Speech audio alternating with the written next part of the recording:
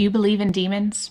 I always believed that they existed, but it wasn't until an encounter that we actually had with one that I took them seriously. And I'm studying angels this week in my ministry, and that's what my posts are about. And so I just felt like the Lord said it was time to share this story with you about what happened. It was about 2 years ago.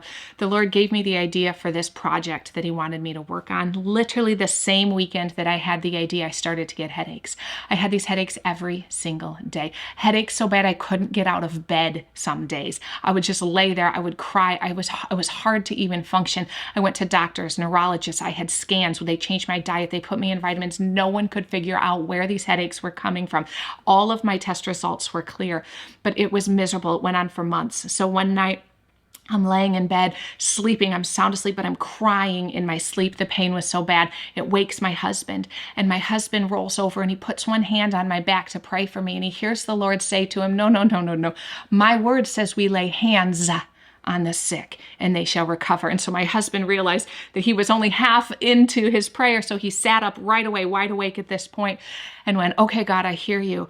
And he took two hands, both of his hands, and he placed them on my back to pray for me. And the moment that his hands touched my back, he heard a loud, audible, angry voice say some words that I won't repeat because they were vulgar, angry words. He heard them as if that person, someone was standing next to him shouting in the darkness, and he had no fear.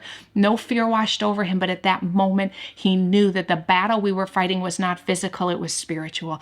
So he woke me up and he said, Katie, when did the headaches start? Was it the same weekend you started this project?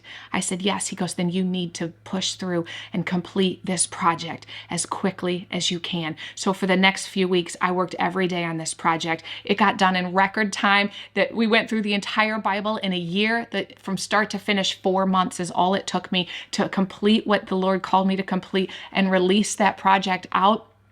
And let me tell you, literally the day we released that project, my headache stopped, and I haven't had one since.